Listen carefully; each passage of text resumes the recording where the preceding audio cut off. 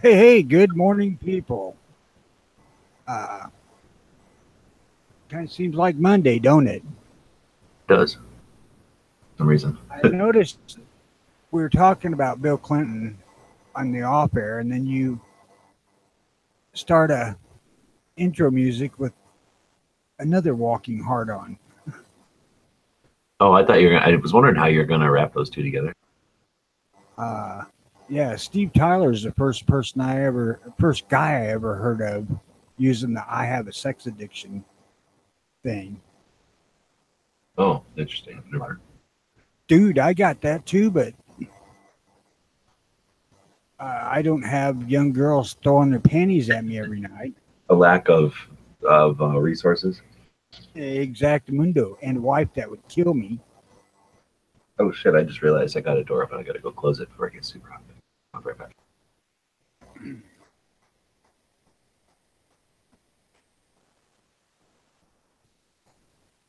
Uh, in case you haven't realized it, you need to refresh the chat every few minutes.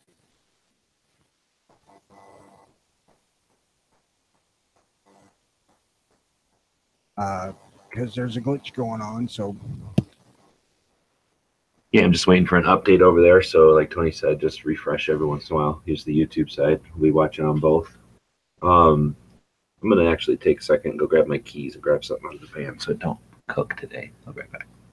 School Safety Commission will not consider guns. Well, guns ain't allowed in schools, so why should they? Obviously, that program works so well. For teachers, maybe.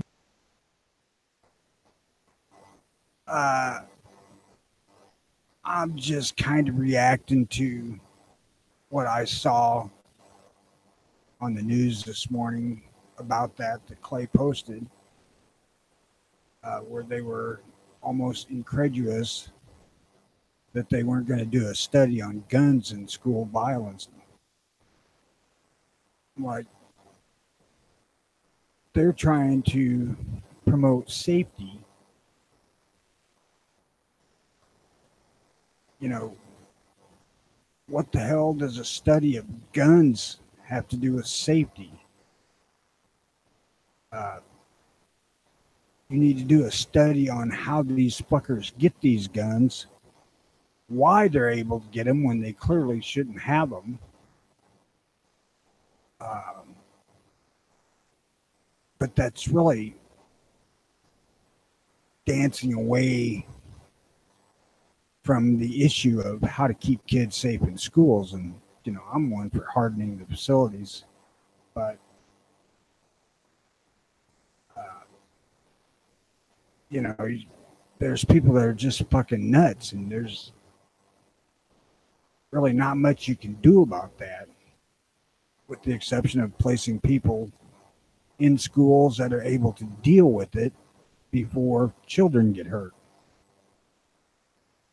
or hardening the facility where it's hard to get guns in. And some people say it's not possible, but it is. They do it in fucking courthouses all over the country.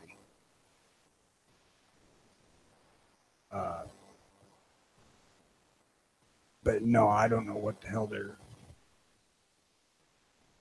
thinking with this.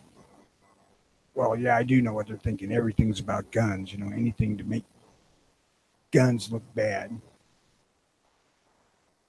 Fucking guns and inanimate object don't do nothing until some human grabs it and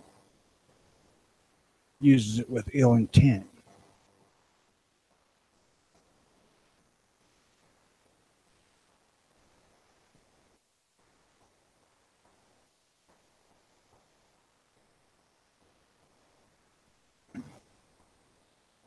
I got like 10 guns within arm's reach of me. Not one of them's tried to kill me yet.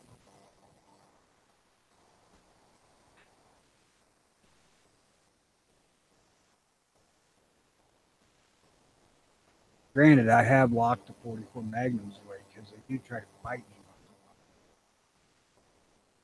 but I don't think it's malicious.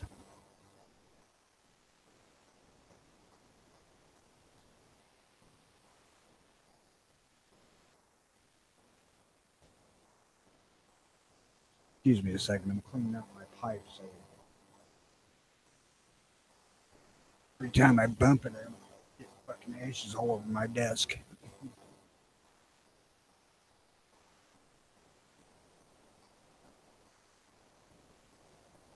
I don't know. There's the left liberal media seems to be really pissed off at Bill Clinton this morning, which I don't know. I don't know what all the fucker did, to be honest with you. You know, there's so much bullshit in the media, it's hard to say, but obviously he did some things that were probably worthy of getting him a stint in jail had he tried that shit today. But hell, back in the day, a lot of us guys are kind of proud that the old man got a blowjob. Seriously.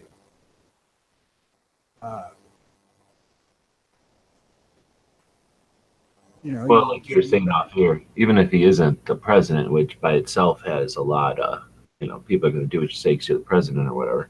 But just being an old guy and a young girl, he's taking advantage of her, naivety or whatever. So I could see that. I think my position when we were off air was that she's an adult. Like, what is everybody worried about?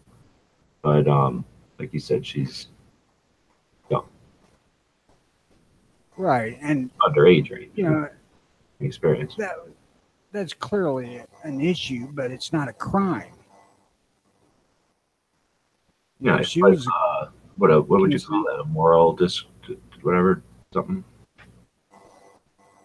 You might technically crime somewhere, but it'd be the kind of crime between a husband and wife. It's not a crime against the people or anything. It's a crime when you look at it that like a person who's in that position pretty much claimed to be of moral fortitude and honor and honest, and it's it shows that he's not any of those three. Right, and she was at the time backing him up, saying that she was consensual, fully into it. He did not coerce her or whatever the hell. Now she's changing her tune.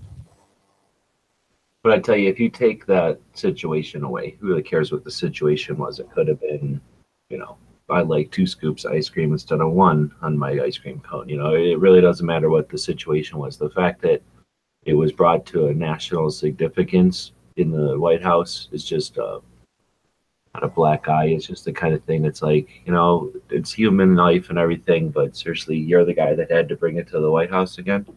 Not like it was the first time or nothing, but it'd be nice if these guys would not go to those issues and leave that for 4 years or 8 years out of their lives for a bit so that the country doesn't have to focus on it. Oh, hell, I think it was fairly common. It's well known that Kennedy had his share of liaisons, and a number of other presidents did too. Yeah, like I said, I don't think it's unique to men or unique to people in positions of authority or power like that, but definitely, I'm sure it's been happening a lot, and people don't know about it. But again, it's that discretion or that like respect for everybody involved, right? It's respect for yourself, for the other person, for your wife, for the country. It's respect to keep it, private, I guess, But the fact that he allowed it to get out like that is just lack of, lack. Well, that was done by a acquaintance of hers who secretly taped her talking about him. A woman named Linda something or other. Linda Tripp? Yep, that's the one. Yeah, kind of a weird looking lady. Yeah, that I remember now. Yeah, because Feeling like, well, was she just like, oh, this is a story and I want my name out there? Or was she like, my little friend here got abused and taken advantage of, and this needs to be, I bet you it was more the first. oh yes, it was. And Like, what? You're going to get piled over in all this and I'm going to lose you as a friend and I don't care? I think that's probably what it went down. I shit. I think she had some personal grievance with Clinton, but I ain't gonna swear to that because I don't remember. Hell, I ain't looked into that Remember 20 when it years. was anymore? This was in the 90s? Had to be. Yeah, it would have been. I was See, definitely a young kid out on my own and not giving much of a crap about what was going on in the world. So it would have I been can remember it happening, but not very many details. probably 91, 92. Now, I'm that's the thinking. era that Rush Limbaugh comes from. Do you think that had anything to do with it? That was it like that incident got him some recognition, or because he was able to talk about it, or did he come from that, or do you pay attention to that at all? I didn't pay attention. I didn't listen to talk radio back then at all. Oh, okay. I just happened to remember when you said that. I was thinking back to what I was doing in '91, and I was going to school and everything, and I can remember I would listen to the radio quite a bit. I forgot the hell I was doing, and I just didn't watch TV. And Rush Limbaugh was on way back then. I don't know if I think he was pretty new, and he probably would have been yelling about something like that. Seeing as that's Uh, I know that I voted for Clinton that second term because of that. because of that. Because of that and how well the economy seemed to be doing. Yeah. Hmm. And Bob Dole just looked like Wow. absolutely fucking boring, uh, dead stick in mud. Had no idea that fucker was so funny until he started doing commercials after he lost.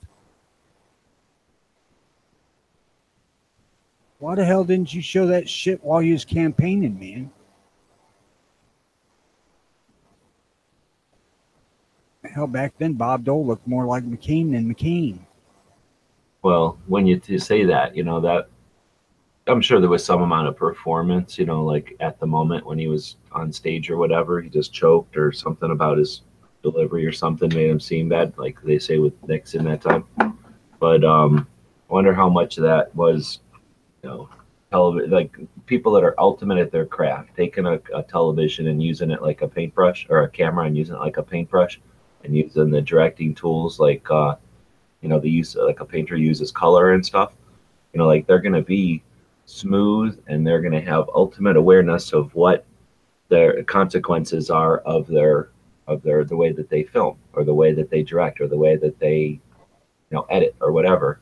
So I wonder how much of that perception of Dole was based on Dole and how much of it was based on the way the filter that we got to see Dole through, which back then was literally like 3 channels. In '90s, it was just I barely really, more than 3 channels. It probably was like less than a dozen people in that press room with cameras, right? I really think that it was Dole trying to uh, difference himself from Clinton by being the serious one of the two. Because Dole had been in public life for quite a while. He should have been aware Like if of the how media to. was going around, he should have been aware of their tricks just as much as they're aware how to trick. You're saying? Right. And I don't remember him getting tripped up like um, Or Palin. somebody. Um, so he was, I think he had a pretty good wit, but he just never showed it. Uh, and it's a shame because that's the reason I didn't vote for him. He's too fucking straight and somber, and I just didn't find him an attractive candidate at all.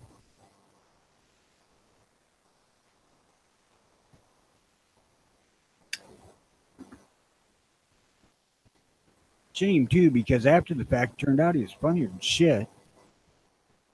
Speaking of Bob Dole, we've got a couple people watching out there on the YouTube side.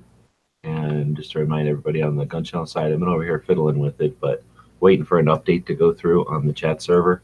So you got to refresh every once in a while to see if anybody's been chatting over there. You know, it does. It gets like the refresh part breaks or whatever. So I think the last one was Clay saying "for fuck's sake" or the initials.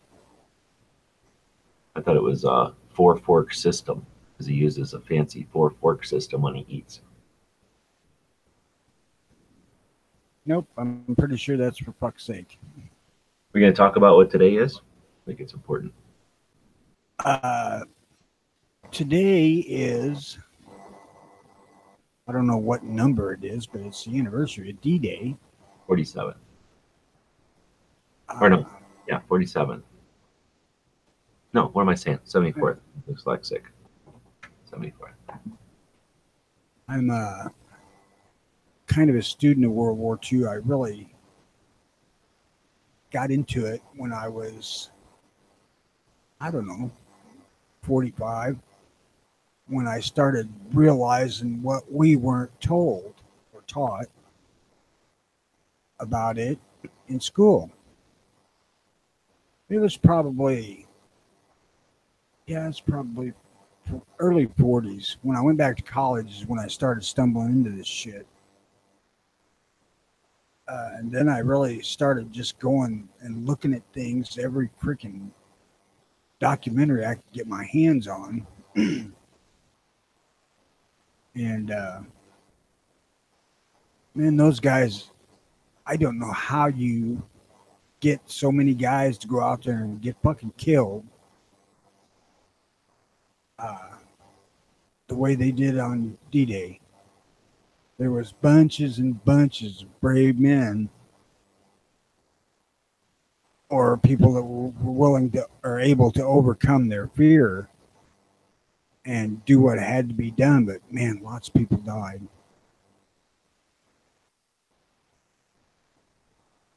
Yeah, I can't even imagine. Seriously. No situation I've ever had in my lifetime that's been anything close. Just different human beings back then, I think. Seriously. I can't imagine too many people that would have that resolve. Balls made out of solid iron. It's faith in knowing that what you're doing is accomplishing something, and that realization that if you don't, something else is going to happen. You know, right now the forces of evil aren't perceived as being as, you know, urgent, I guess. I mean, it was obvious then. It was, you know, literally people dying every minute. So there was consequences for inaction that that don't seem the same, you know, don't have the same urgency. But I just imagine being on boats. I guess I was gonna say, can you imagine being on one of those boats? I mean, it's amazing. Imagine what those that's what I was thinking. I just had a thought. I wonder if that's why they made a lot of them guys stay on the boats for several weeks, so that when the time come, they'd be so willing to get out, anything to get out. Oh, I don't know. I don't know. Are you talking like training and stuff? Because I know that the weather and stuff, right? Was I've seen a couple of the. I don't watch things like the Saving Private Ryan so much as a documentary, right? That's just interesting cinematography. But when you watch some of the actual biography or whatever historic news about it, wasn't it weather? They were worried about, you know, trying to get the right weather so they could get across and have the best chance of success or whatever, and they kept having to guess what the weather was going to be like, kind of thing. Yeah, that's what everything I've seen or read has said. But they went in worse weather than they rejected on the Like they month earlier's tide. Yeah. Now, I don't know about temperature differences. That may have been something too, because you're talking early May instead of early June. And I don't know what their tides are like and that kind of thing. Maybe that had something to do with it. We talk about obviously the people involved on the actual invasion, but then this is a time when a lot of the whole theater was lit up with diversion and with other attacks and stuff too. This is I don't know, something that gets addressed very often. Obviously, the people going in on Normandy Beach and stuff were um, the the brunt of it, but there was quite a bit of effort all over the world to get ready for that. It wasn't a casual invasion or anything. Oh no shit. There was lots of guys that went in there, paratroopers and shit that went in first. That's where we got the That SEAL. had That's where SEALs come from. Is those guys, the UDT teams that went in first? They were so effective and so um, they were credited with saving so many in their efforts. And then the guys that went behind the lines, the OSS, turned into the Green Berets. Same thing. It was ultimately effective to have dozens of guys go in and soften a target instead of having to, waste lives in the hundreds or maybe more just to brute force your way through things. Well, that's why I can look at World War II way easier than World War One, because World War One makes me sick at the carnage that was going on there. Same with Civil War. Uh, but World War II, they seem to be a lot, or at least somewhat, more thorough in their thinking of battle tactics. Still, at the end of the day, it comes to putting bodies in the path of bullets, like at Normandy. But can you imagine looking out from a German bunker and seeing those ships out there?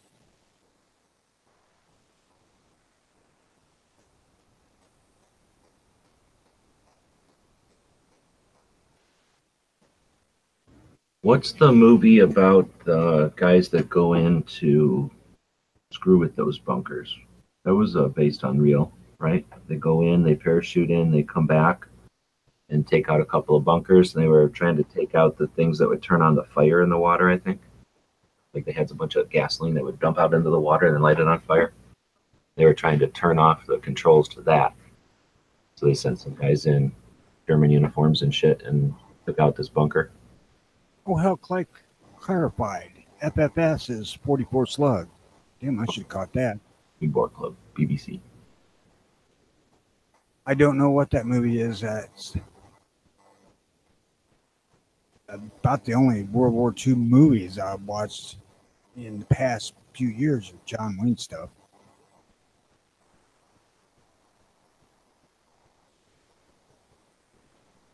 Now there's Longest Day. That's D-Day, huh? Yes. And then I guess that's again a sort of the prep and the strategy behind it. I guess a little bit of the reasoning for why it went down. I wonder how many of those movies were to help the people. That's a lot of people that were affected. Obviously, the people that died, and then all their families and everybody. I wonder if some of that was to help explain, help give them the big picture. I suppose that's possible. I know Wayne was extremely patriotic, uh, and he made his first group of World War II movies during World War II to um, keep the spirits up at home. They were designed specifically for that. So, he was extremely heroic and didn't get defeated. He even tried that with Vietnam, but that didn't come out so well.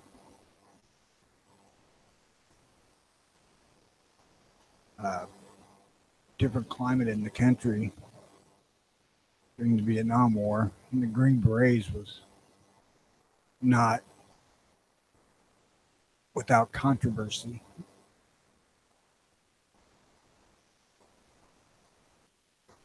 The Longest Day was a really good one. In Harm's Way is probably my favorite John Wayne movie. Then there's a whole bunch In of harm's small. way. In harm's way is Navy, right? He's Navy. Yes. Yeah, it's fiction. You know, it's not based on anything real that I know of. Uh, the Sans Iwo Jima, uh, Operation Pacific, which uh, I like quite a bit too, and Back to Baton or Return to Bataan. That's the one where they're on an island. They were captured and they were in a prison camp, and they come to rescue them. Or Well, some shipwrecked, and they lead a revolt or something. Yeah, they're all getting. they I know it's on an island. I remember they go to a top yeah, with a girl. he does lead a revolt of the I can't think what the hell they call them. Prisoners of war. No, revolutionaries Oh, that are hiding in the jungles, okay. and they do break out the prisoners of war. Uh, He gets shipwrecked in that one or something. Like he doesn't go there to do that. He ends up there, and then they do that, right? right. I don't think he got shipwrecked as much as he just got left. When MacArthur and them were pulled out, they left him there. Oh. With the intent to, do whatever he could do to make problems for the Japs. Oh, okay. No, I'm not remembering that. I'll have to watch that one again. Flying Tigers was about China. That was kind of pre-war, right? Yeah, that was kind of a lesser one of the bunch. I don't care for that one that much. What the hell's Marine Flyers? Flying Leathernecks, or is that him? Flying Leathernecks. Yes, that's the one. That's a good one. And I believe that's based on actual events where they were starting to try to do close air cover to troops on the ground. I'm not sure, but I think it is. Talking John Wayne movies, there's like 173. You'll find a list of them. And for a while there, I had a website set up, a page of it, where I had all 773 or whatever it was listed. And that includes things like his appearance on the Lucy show and stuff, right? So that's like, his whole whatever resume of stuff. So most of it is available, but not all of it. And I'm pretty sure Leathernecks is one of those ones that, unless you go buy the DVD somewhere, it's not easy to find it online. I was never able to find it online, I don't think. I own it, so I own it. God, I don't know how many John Wayne movies I own. Probably 30. Kind of going off on tangents, but yesterday I was playing around. I haven't talked to Night Strike to see what the consequences of it are or were, but I went online last night and opened up GunTube, Night Strike's video hosting platform that he created, and he has a live stream thing over there. So I opened up a Hangout, but I didn't go live. So I just had the Hangout open so that people could join it, and Potatoes and Smeggy joined me. And then I just opened up the live thing on GunTube, and then posted it over on Gun Channel. So then we had a chat room. We had a live stream and a chat room, only it wasn't live anywhere. So at least it wasn't live on YouTube anywhere. So then I invited everybody to watch, and we just started playing Red Dawn, the movie, and it worked out pretty well. It was sort of a proof of theory kind of thing. So technically it worked, and the broadcast was clear, and we were able to pause and make comments and have a discussion. So it was not really like watching the movie as much as doing like a kind of a group review of it, which was kind of neat. And like I said, I have to find out what the consequences are over on GunTube. Hopefully we didn't kill it or wreck his server or overload it or cost him money or anything. But if it's something that he can do and it's not a problem with bandwidth or any of those other issues, then that would be neat to go through some of the John Wayne movies and do, even if it's not the whole movie, maybe take like interesting chunks or scenes and watch them and play with them, talk about them and stuff. Kind of cool to be able to have a platform where they're not all fussy about that. We can add that element to it. Yeah, that would be neat. I'll tell you. I said I thought I had 30, but I got a hell of a lot more than that John Wayne because movie. I got a lot. Yeah, I got a lot of the probably all the stuff he made before Stagecoach, or most of it. And hell, there's 40 or 50 there. That's a lot. The old black and whites where he's basically the same Yep. like federal agent every time, but they're pretty cool. Uh, it's interesting to see the early ones where he could not handle a gun. I never looked at it from that angle before, as far as like his experience. The one that sticks out to me is he goes to draw the gun, and as he clears the holster, it goes off. And if I ain't mistaken, they used real bullets back then. Am I messing him up with Reagan? Is he the guy from Illinois? Reagan's from Illinois. John Wayne's from Iowa. Okay. So Somerset. but both ways. It's not like he grew up gunfighting or nothing. So that might have been new to him when he was first making movies. Oh no, hell no. He was a. I don't believe he did much in the way of guns or anything when he was younger. I don't think they had the money. I mean, they were dirt poor their whole lives. Because his dad didn't work much.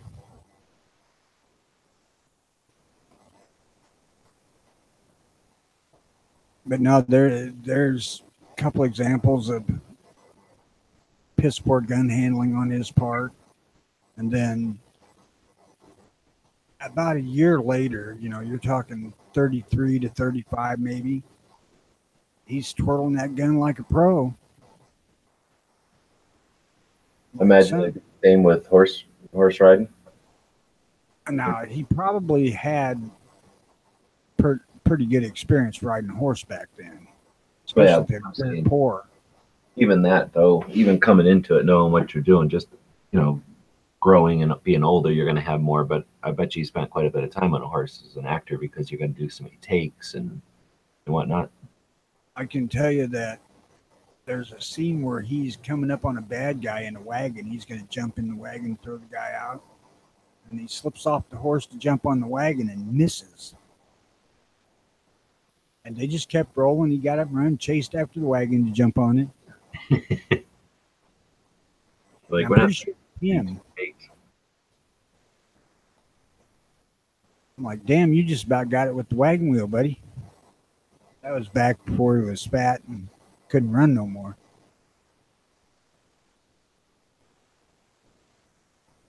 You always got the girl. In those. That was the equation of westerns back then. I'm trying to think. There's a couple of sad ones in there, actually. But he loses his mom a lot. Well, more often than his girl. Yeah. I was gonna jump back to D-Day, and I was looking. I only brought up a few movies really. We talked about The Longest Day, 1962. Trying to remember, is there war footage in that one? I know for sure the stuff is very authentic. Most of those guys had experienced it, and it was just still relevant. So I think it's one of the more realistic-ish looking ones because of the stuff they had. But yeah, I'm trying to remember. I don't remember it, but It was color, and most of the war footage was black and white. So probably not. Although there might have been some when they actually do the depiction of the battle. I mean, there was legit World War II footage in Harm's Way. That's but it was one if I remember though, so that was real easy. Yeah, it was black and white. In fact, it was the last black and white he made. That was in the '60s that he made that. They did that intentionally, correct? And that's probably again because it would merge with the war footage. That was probably an element of it. Yeah, it was intentional. Where the hell did Ken Burns get all that fucking colored footage? Well, they probably colorize it, I guess. I don't think so. Oh, well, maybe there was just fancy cameras for certain things. I'm sure whenever the color film was an option, The military would have wanted to see it in color. You know, it's just that much more data they can collect. Hell, they had color in 30s. Oh, okay. Yeah, well, then there must have been some. It's probably just a lot cheaper to do black and white faster. When the hell did they make the Wizard of Oz? Because it was in color. Oh, that's true. Was that the first color or the first big color, at least? It's the first big one. I'm sitting here running through trying to remember just the ones that I've got. I've got a Paul Newman one, Hell is for Heroes, which is, it looks to be gritty, authentic, but I don't know that it's about anything real. So it's not D-Day. No, it's not. The things that they've got here, I don't know if you're seeing my screen now. The Longest Day, 1962, Saving Private Ryan from 98. D-Day, the 6th of June from 1956. I don't think I've ever seen that one. One called Ike, Countdown to D-Day, and that had Tom Selleck in it in 2004. And I've seen that. It's almost like a made-for-cable type of thing. Then The True Glory, 1945. I don't think I've seen that one. Storming Juno, and it doesn't say anything about the date. This one called 36 Hours with James Garner, 1965. I've never seen that. I haven't either. One called Up from the Beach, which I've also not seen. It says 1965. I'm looking at the picture from this 36 Hours on. It says, you give me any American for 36 hours and I'll give you back a traitor. So that seems like some kind of espionage type of thing. American officer Jefferson Pike wakes up in a U.S. Army hospital with no memory of the past 5 years. A kindly psychiatrist. Oh, I think I have seen this. Detached nurse draw Pike's clear memories, which are of Eisenhower's final briefing for the Normandy invasion. Soon Pike realizes that his doctor and nurse are not who they claim to be, and he's in great danger. I think I have seen that one. I don't want to see that one again. God, there's more D-Day movies than that. There's got to be more than, what is this, 9, 6, 8. So 36 hours? Oh, that's the same. This one, Trip Savvy. They have a D-Day thing. Oh, because of people that go there, I guess. So they've got The Longest Day, Band of Brothers. They didn't have Band of Brothers in here. I guess that's more of a TV show. Saving Private Ryan, Where Eagles Dare. So that's Clint Eastwood and them. Let's see. Captured by the Nazis before the Normandy invasion, a team of British and American commandos sent on an aerial mission to rescue the general before he spills the beans on the D-Day plan. Okay, so it's not really a D-Day one, but because it involves the invasion, they consider it one. Big Red 1, they didn't have that in the list. 1980, Mark Hamill, Lee Marvin, Carradine. Yeah, I've seen that one. Starts out in black and white at the end of World War I, and that's when Lee Marvin is, that's a pretty crazy movie. He starts out killing a soldier as he was surrendering, right? And then he finds out that he literally had killed the guy, killed him because the war had ended, and Marvin didn't know. So he takes a piece of red from the guy's uniform. So again, this guy, the German knew that the war was over. Lee Marvin did not. He killed the guy. Felt bad about it because it just happened. It was war, right? Takes a piece of red from that guy's uniform, and that's the one of the Big Red 1, 1st Infantry Division, World War I. Then he flipped to World War II. It's in color, and they're basically the guys from World War I are the old dogs, and all these kids from the farms are the pups. And it's really a movie about the 1st Infantry, I think, the Big Red 1. But it definitely is a movie worth watching. And it ends up with, we're not going to spoil it, but good movie. Yeah. Russ out there said Old Westerns and Bambi, same story. No, they're not. Mm-hmm. Bambi's anti-hunting story. Yeah, Bambi's a feel-good type of thing. I think Westerns aren't necessarily always that. Storming Juno, did you just mention that one? Oh, no, that was over here. Storming Juneau. It says it came out in 2014. It's slightly different as it tells the story as a group of 3 Canadian soldiers who stormed Juneau Beach. So that one might be interesting.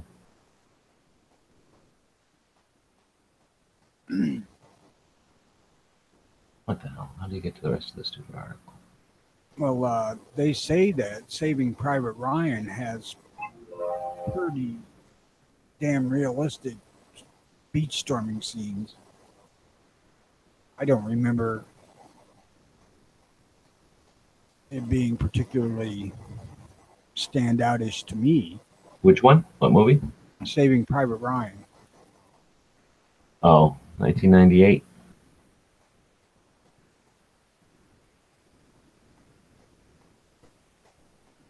I liked the movie. I just didn't. I didn't think it was bad or anything. I just didn't think that it was. Some of the others, like, talk about the invasion, but they don't go into it as much. That was the one that really showed the storming of the beach in like massive detail, right? To the point where guys were having flashbacks of supposedly and like too real. Yeah.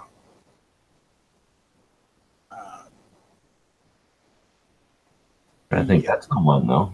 The Longest Day was like, and it was not mostly preamble. It was a lot of like showing just how. I mean, the invasion of the beaches, because it wasn't just Normandy, it was Juneau and all the others. It was like 5 beaches, right? And that was a task on itself. But to keep the entire theater screwed up so that none of their Nazi intel was effective, couldn't figure out what was going on and where, because they knew something was going on. They just couldn't figure out where.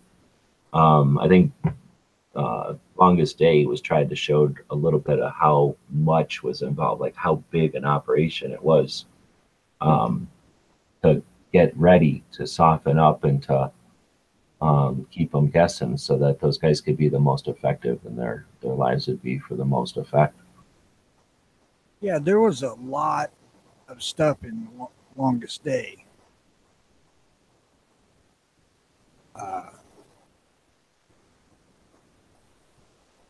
They went into even so far as the French Resistance. Exactly, yeah.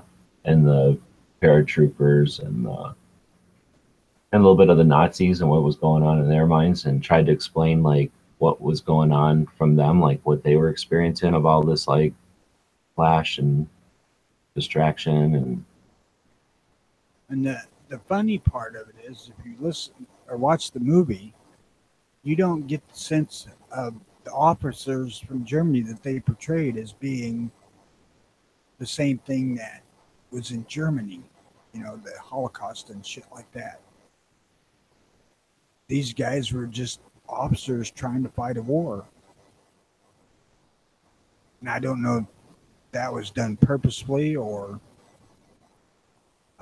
they thought if they showed too much of that, it would have problems with censors.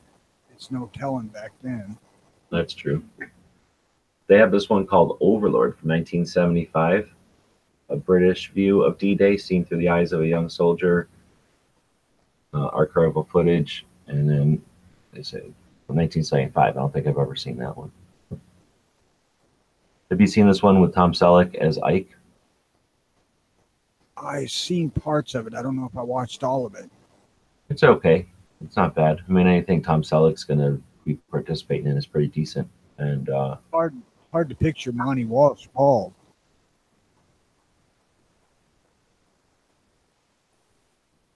Kind of, well, you can see he's kind of got like grandpa hair. D-Day, 6th of June, 1956. There's just some commercial plan. Oh, is that this one? It says 12 years after D-Day, Hollywood's first depiction came in a 14-minute sequence at the end of a romance, which was devoted mostly to a triangle involving a commander and blah, blah, blah. So I think I might have seen that one actually, and it was like a weird movie. It was basically just this movie about these 3 being in love with each other. Well, both these 2 guys being in love with this chick. And then, oh yeah, it happens to be right before D-Day. I think one of them died. Wonder why It's not that I know good. there's more than that. That maybe just mentioned D-Day as a part of the story, but Yeah, that's where I tend to not consider those D-Day movies because it's too pivotal event in history. A lot of things mention it.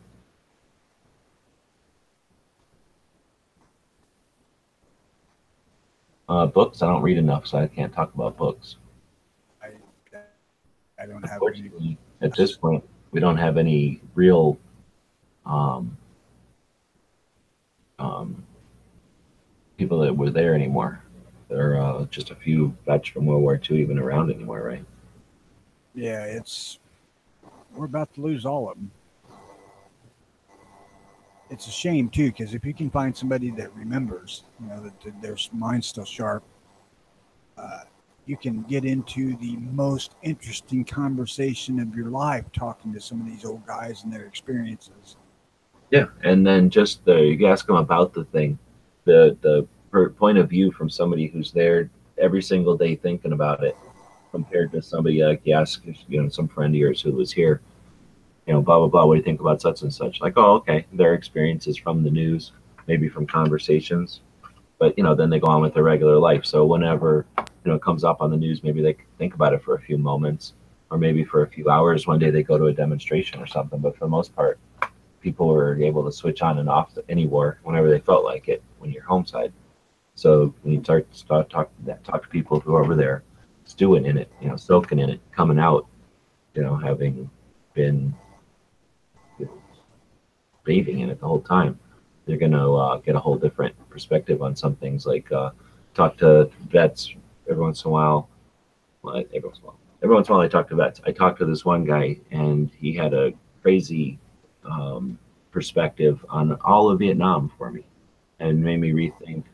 Just, I guess I never really put a lot of attention into it, but the reasons for having a conventional style fight in Vietnam as opposed to, let's say, Berlin, and I thought that was pretty interesting. I never really thought about the decision of why to have it in Vietnam. I guess I just always assumed it happened, but very few things just happen, I suppose. I I don't know. I don't really study the Vietnam War much. I am ashamed of how this country treated those guys coming back here. And granted, it was not everybody, but it was enough.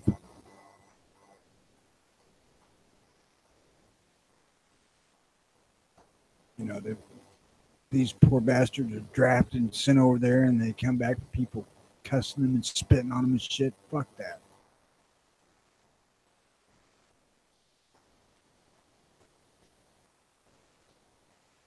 Because I think that's why we have so much uh, military support in the populace today.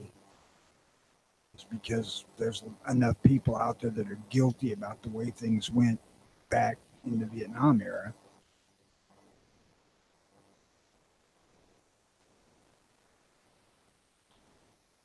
Oh, Patriots saying, I've been reading the chat over there. Patriots saying that Saving Private Ryan he likes that movie the least because it pissed him off horribly.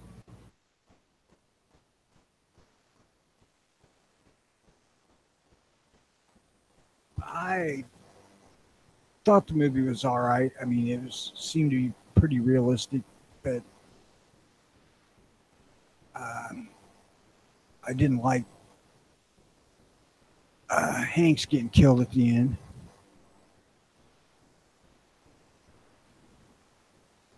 I don't know if it's based on a factual event, then that may have been the way it went. So I just didn't care for it.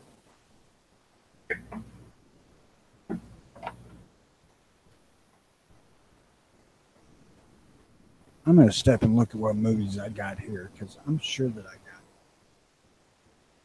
more than I'm remembering.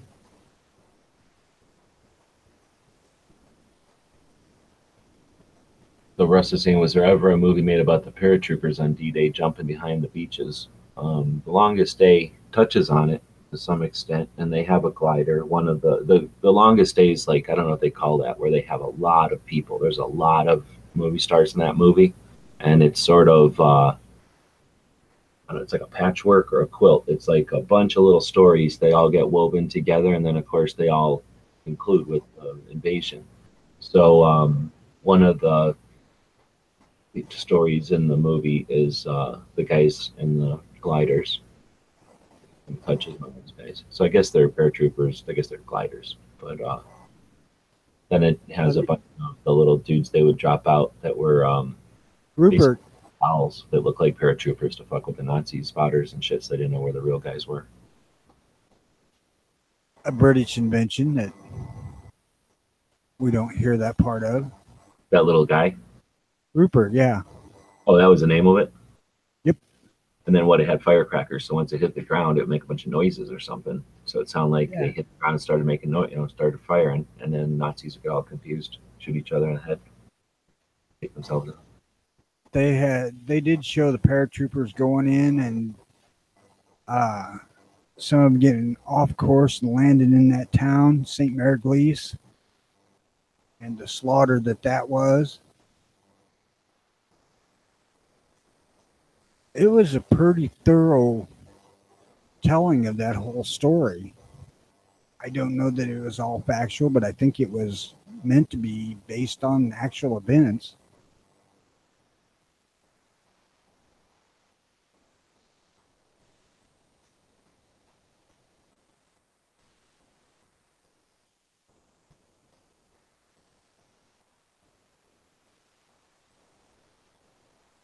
I've seen other things with them gliders in them too, and I cannot remember for the life of me what it was.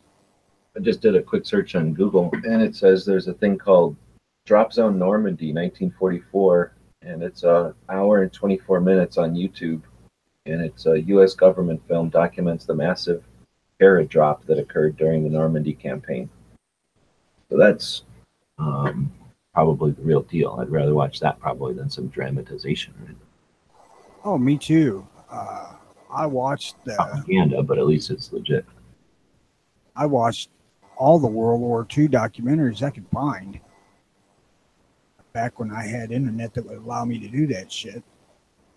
Now there's a History Channel show or episode called Suicide Missions D-Day, and that's about the UDT team, UDT, underwater demolition teams that became the SEALs.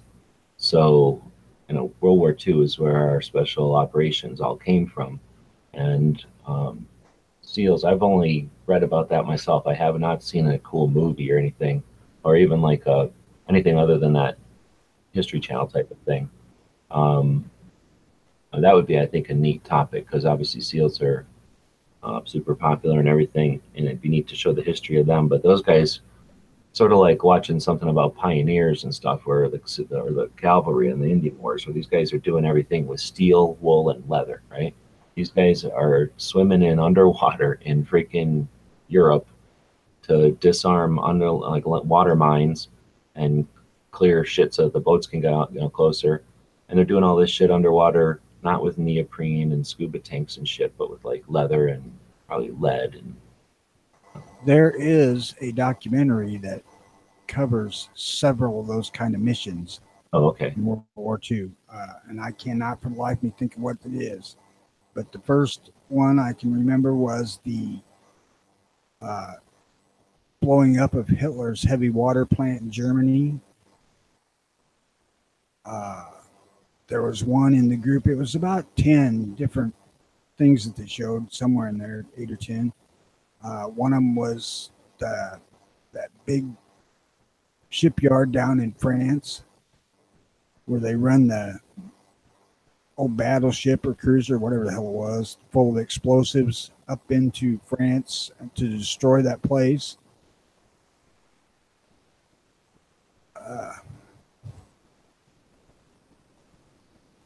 I think one of them featured the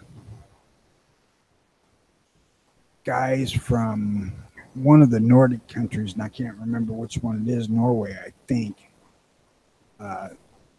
dressing in white, going after the Germans on skis. Like I said, I've watched everything I could find, and a lot of it was really good.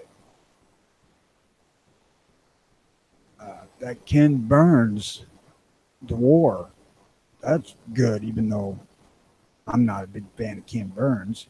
Uh, that was pretty well done. You don't like the dude, or you don't like his works? I don't like his political thinking. Okay.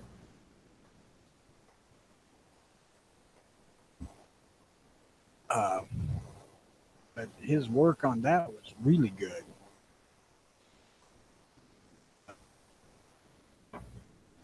Oh, this guy's saying amazing how youth could storm beaches risking death and now they cry about cyberbullying. That's because they stormed those beaches, that they could have a generation of people who weren't affected by a world war.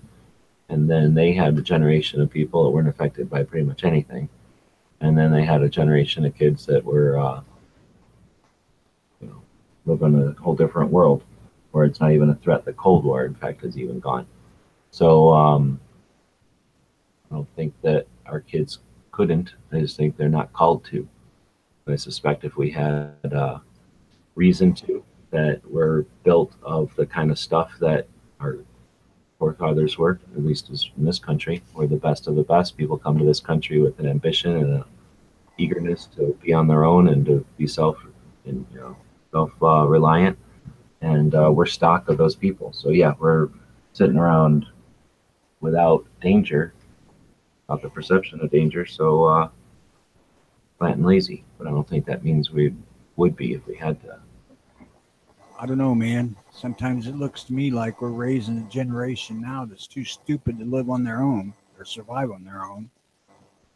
Yeah.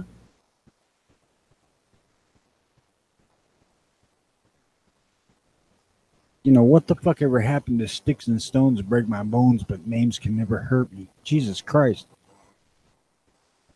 I don't know. I was listening to verbal judo over the weekend. Have you ever heard of that concept, verbal judo? I don't think so. A really cool story. I'm going to try to do more videos on it just because it's interesting. I don't get a lot of response from it, but it's interesting. So this guy started out his life as I think a junior high teacher or some kind of a school teacher. Then he went to some kind of college and was a college professor, I guess, of some sort of rhetoric, right? And became good at his job but got put on faculty boards or something. And he said he got really bored, so he liked being in the classroom. So a friend of his suggested, you might like being a reserve officer, police officer. So he decided he was sick of the college life and he gave that a try. And it wasn't very long before he went from part-time reserve officer to full-time. And then he went to work in overnights in South Central LA. So he went from being a college professor, PhD in rhetoric or something, some kind of literature, to work in the streets of LA as a beat cop. And he did it with the idea that he was going to learn the language of the police officer and as a project or whatever. Anyhow, he turned out to be, and he's not a wimpy guy. He's calls it verbal judo because he's got roots in the martial arts and he's able physical person. So when he started the job and he met with resistance from people, he would lay hands on them and he started to get complaints, and he liked the job and he was concerned because his reaction to everything was to grab people and do things to them that make them comply. And as a PhD in language, he knew that wasn't necessary. So he started to scrutinize what it was about effective police officers that allowed them to do their job without always going to the physical. And that developed into just sort of a side thing of his. He made a mention of it in an FBI paper or something, the concept of it, and it immediately turned into something people sought out. And he developed a curriculum and started to teach officers some of the words to use to describe what an efficient, just good officer would do out of common sense, right? Just what what cops do when they're good at their job. He just put that into words and started it as a curriculum. He calls it verbal judo, and it's basically de-escalation. It's the concept of realizing that words are much more significant than physical and can have repercussions. And when you say sticks and stones, that made me think of, he talks about that. He's like, we continue with this, sticks and stones can't hurt us, but come on, one word, one poorly timed sentence, you can lose your job, you can get sued, you can ruin a career, you can get yourself killed depending on the situation. He's like, words are ultimately important, and if we continue to suggest that words are just casual, then we are not acting tactfully or tactily. We're not acting with strategy. And as a warrior, he does a very good job of efficiently getting a lot of concepts out. And like I say, I'm going to be doing a lot more on that, because I think that can be applied to when we're having a discussion or an argument with somebody about 2A stuff, and we know we're not getting through to them. Some of the things that police officers use in order to accomplish their goals can be used in a stressful environment like that to at least understand going into it that there's a system to it, so that you're not just adrift in a conversation or reacting to them. You can go into it with some forethought and a plan. And so Sticks and Stones Can Break My Bones is sort of the old what do they say? Sort of the old adage or what. But yeah, I think that there's you can avoid a lot of strife by having effective words. Yeah, but I'm not talking about adults. I'm talking about kids. We don't teach our kids to stand up for themselves. Or we can teach, like I said, it's the whole point. Judo, he calls it judo because judo as a concept is unlike a karate or a fighting style where you're going to fight with someone. You're going to allow someone to throw that punch, but instead of trying to block the punch, you're just going to move out of the way, and you're going to allow their momentum that it hasn't hit you because you've moved out of the way, allow their momentum to carry them forward. And now you anticipate where maybe their throat is, or maybe where their rib is or something, and you can quickly and efficiently cause more damage than they would have. And the same thing with words. You can choose to get into the back and forth with the words, or you can, again, be aware that you have a reason to have this conversation and be more concerned about that. So I hear you, but I think the kids just need to figure out that, yeah, words can hurt you, but you don't also need to stand in front of them. You can stand aside and let those words hit nothing, and then learn a lot about that opponent, effectively dismiss them and move on with your life. So yeah, I agree with you, but maybe just instead of having to go to blows and cause all that trouble, get kids to be a little bit more knowledgeable. I don't know, man. How to deal with it. I taught mine how to fight. I mean, physical fight. Well, you got to know how to fight. I'm not suggesting nobody knows how to, not know how to fight, but to suggest that everything you see is a nail, that's silly. Give the kids enough tools that they can blow stuff off and move on with their lives and not get tied down just because some bully's got issues with his dad or whatever the hell.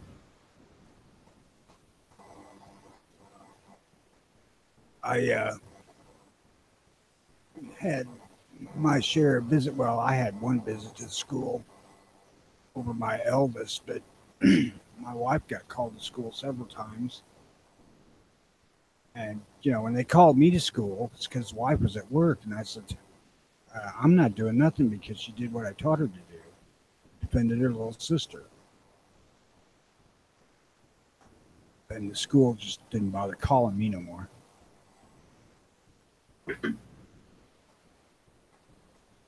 But that was kind of a different time, too. I mean, hell, that was 25 years ago.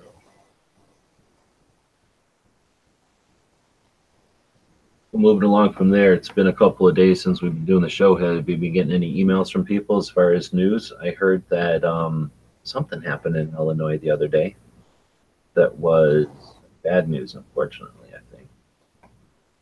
I don't know. Dang, I didn't write it down anywhere. Probably should have posted it someplace. I have gotten some email, but still having the same issue of being able to check it while you're.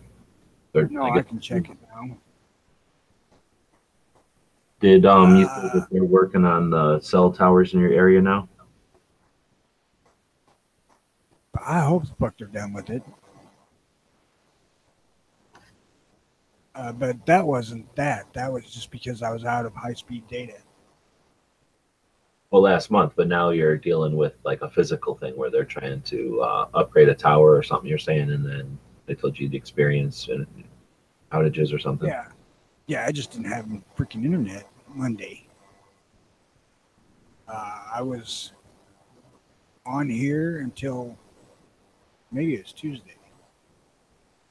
And like 10 o'clock, when the guy clocks into work at the tower, boom, I have no internet. Right in there somewhere. Let's see here.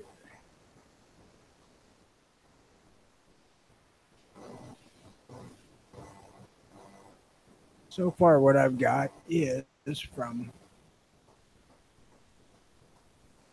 Mike or Ozzy Osbourne.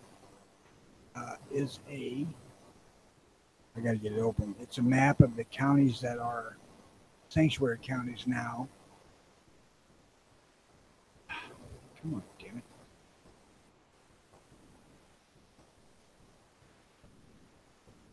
And those that are considering it. And I don't know how in the hell I get it on here.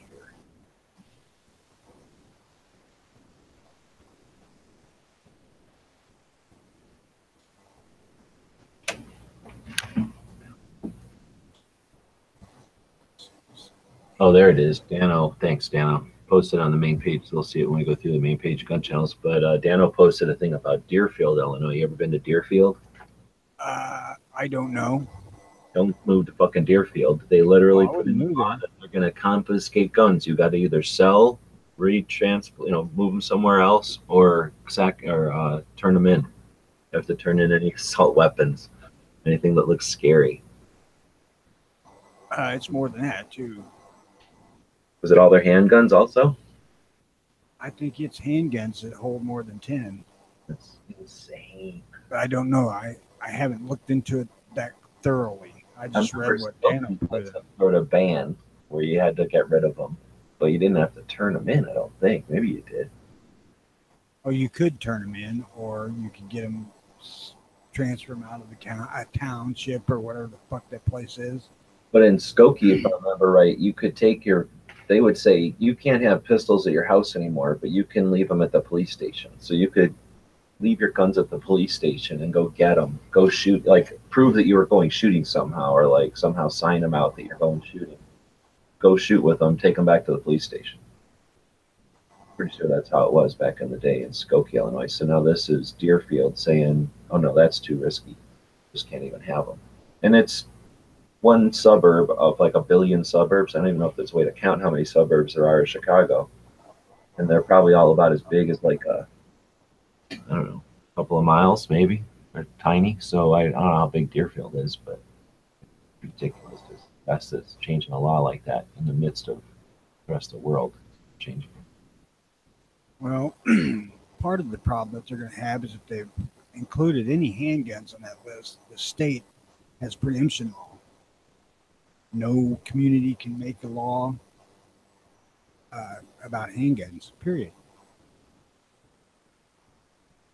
Deerfield is a village in Lake County, approximately 25 miles north of Chicago, with a small portion extending into Cook County. Population was 18,000, 2010. Right now, there's 2 lawsuits underway and cease and desist or something like that. Some sort of hold till the lawsuits can be heard, but waiting to see if they do that or not. Deerfield is home to Walgreens, Caterpillar. Wow. Why are there so many giant Caterpillar companies? now after the cocksuckers moved out of Peoria. I wonder why there's so many giant companies in Deerfield.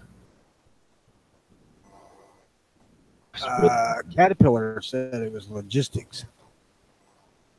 Crazy. They must be like giving them free something to move that many big companies there.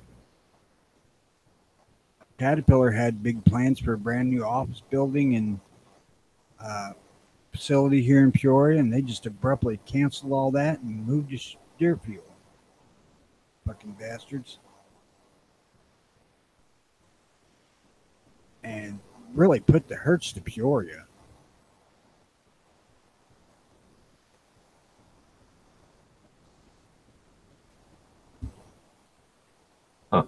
was originally populated by the Potawatomi Indians, and then a guy came along and set up a store there called Cadwell in 1835, and there's a shopping center at some intersection that's still there with the name Cadwell's Corner. So that guy's store has been there since 1835, and that corner is still named after that. That's kind of neat. Hell, that's cool. It's right in the between. It's right near the Des Plaines and Chicago River. So it must have, back in the olden days, been a place that everybody could get to easily. Well, we still do a shitload of barge traffic here. I don't know if those rivers are big enough for barge. I think Des Plaines is. U.S. Navy plane crashed into the library. 1944. So obviously they need to ban handguns. Okay. Well, I don't think that that law is going to stand. I think that the courts are going to reject that.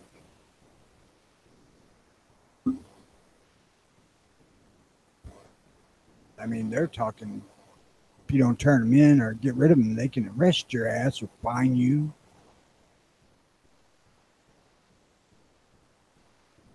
I don't know. Well, I'm going to suggest to take a minute, and been a couple of days. Let's go scroll through, see what kind of stuff's been happening over on Gun Journals. So, got the schedule up there for stuff that's going on today. Wednesday, so Rick does his shooting in the disabled chat, which is pretty neat.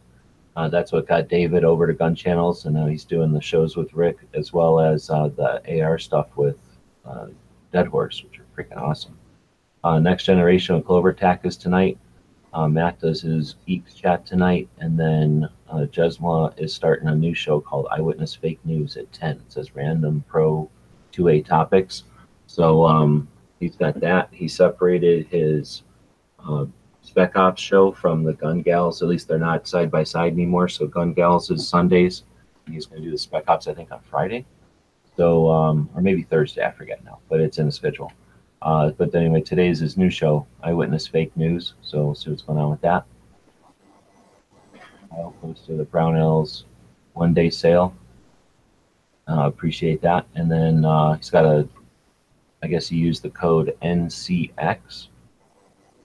And then you get some kind of discount. What's that for? One of them, either Brownells or Midway, was doing 1 cent hazmat, I believe, yesterday. Oh. So these aren't D-Day sales. These are just sales for some reason. Yeah, it's just, I don't know why. So then Knives looks like he already has a chat going. Appreciate that all the time. Here's our show. Okay, so Patriot posted something about D-Day.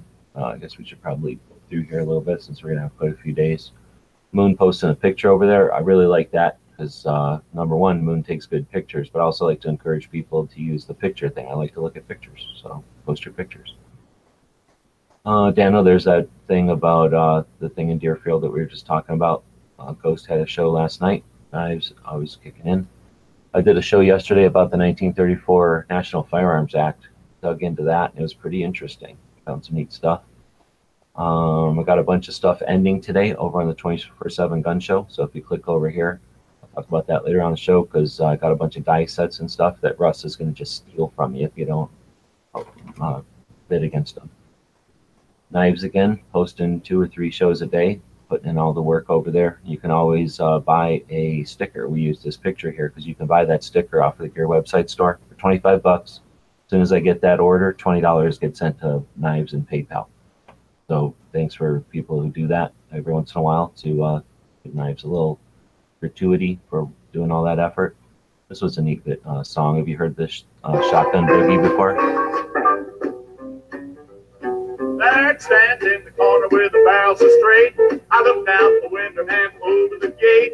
The big fat rabbits are jumping in the grass. Wait till they hear my old shotgun blast. Shotgun boogie. I done. Pretty cool. No, I have not heard that before. It's pretty good. He talks about going out and shooting rabbits and shooting big fat birds and how that squirrel's going to taste so good. So it's I can testify on the squirrel tasting good. I put in here, our flag's on a fucking tablecloth. I don't give a fuck if you are talking about laws. Fuck you. Tater had a show. Ellis had a show.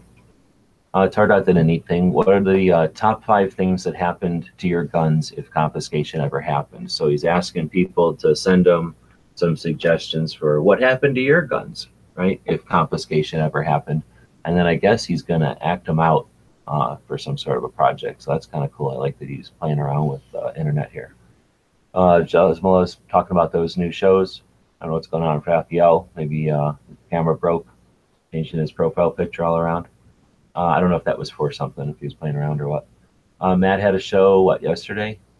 Or no, it was Monday, about nerd stuff. I forget what the thing was. I didn't post the poll. Clover had his Patreon show. Knives posting, let's see. Please vote. I think they should be able to, should teachers be allowed to carry guns? And I guess that's a poll somewhere.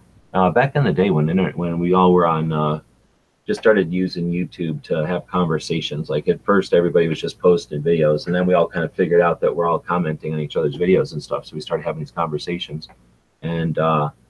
And back then it was very popular that if CNN or I don't know, whoever, Fox or somebody would have like a poll about guns, then people would let each other know in these comments in the videos, and everybody go over there and vote, so that, you know, whatever the poll was, whatever the leaning of the whatever side the newspaper or whatever it was leaned to, you know, we want to make sure that the thing always had a good pro-gun whatever. So I thought that exercise was awesome, and almost always it worked. There was almost always a heavy side towards the pro-gun poll or, you know, questionnaire or whatever. And I think that that's an indication that the antis, again, are very few people. They have to find the people that are affected by crime. They have to exploit those people's tragedies, and then pay for a bunch of other people, you know, people that need the money or that hate Trump or whatever reasons are willing to yell and shout for money. They bust people in. And when it comes time to actually do something like that, like, hey, there's a poll and let's all do something about it right now. That's not something that they can mobilize. They can get a bunch of people together to have free lunch and get a couple of bucks on a Saturday, you know, when necessary, a few weeks out. And they can mobilize that really good because that's Bloomberg money. So I think that's one of the things that we can potentially use as evidence. I don't know, I'm not saying it's the only thing, but anyway, I thought that was neat, and I don't see that happening so much anymore. I don't know if it's not happening or if I'm just not paying attention. That might be a Facebook thing now, because like I say, it was sort of a happening of the comment section turning into a place to have a conversation. Anyway, so I'm not sure if that's what this is. I guess I could click on it and find out real quick. Yeah, it's an MSNBC poll. Do you agree with, I don't want any kind of gun in school. Yes, arming teachers would protect my child. So obviously, are they gonna? Oh, I have to click this button. See what kind of results they got over there. What do you think, Tony? Is this something that you'd bother with, or just let them do their poll and shut up? Only 14% agree. Huh. Okay. Yeah, see, so that's the kind of thing, and that's, you know, there, I suppose, but there's some amount of people that might go here and look at this and go, oh, well, most people don't want guns in schools. Now, who knows if they're even being legit with their poll. I mean, they can rig that if they want. Anybody see this? Sure.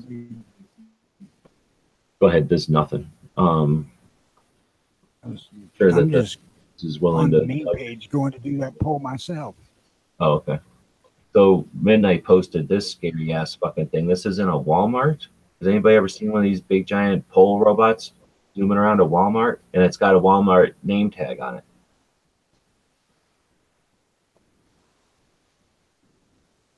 It looks like one of them. I have not. Looks like an outdoor heater. So maybe it comes up and blows heat at you. I don't know what now. But yeah, it was just driving around in his Walmart. So I'm curious if anybody else has seen these things before. I did suggest to him that he knocks it over and kills it before it gets arms, because it's probably looking around for fucking arms in there, and they'll probably find him. It's Walmart. Oh, let's see. This is pissing me off. All them kids that were making the big ruckus over the atrocity in Florida are graduating or have graduated, and now they're being funded by Bloomberg, I suppose, to drive around the country on tour. So that's frustrating. So they're going to run around making a big hype, potentially before the midterms. So they're out there to influence the midterm elections.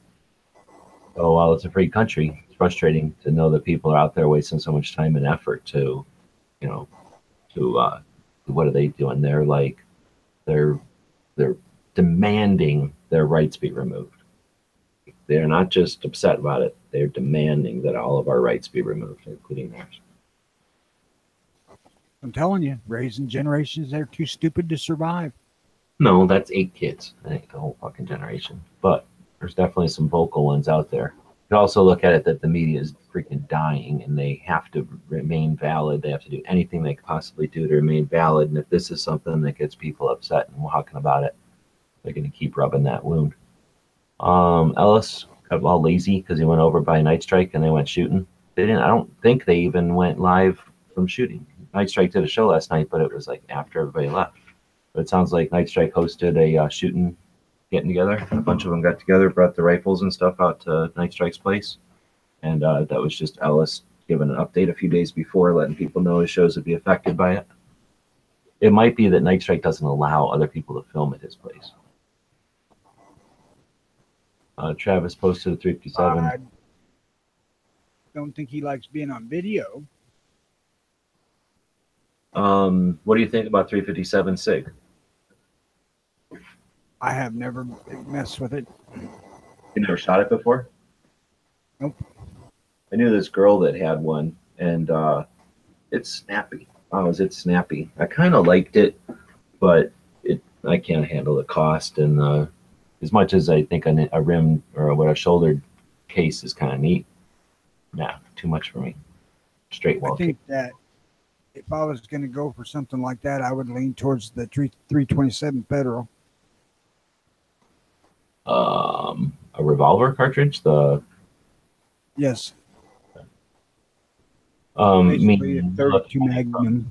You're looking at it from the characteristics of the projectile, like it's the equivalence power type of thing. More than that, I'm looking at it for the variety of shit that fits in it. 32 special, 32 mag, and 327. I think there's one more. 32 H and something, H&R. That might be it, yeah. Because there's a lot of old calibers in 32 that probably shoot through that no problem because they're old and short. But yeah. So I see what you're saying. Yeah, revolver would probably be a little bit better.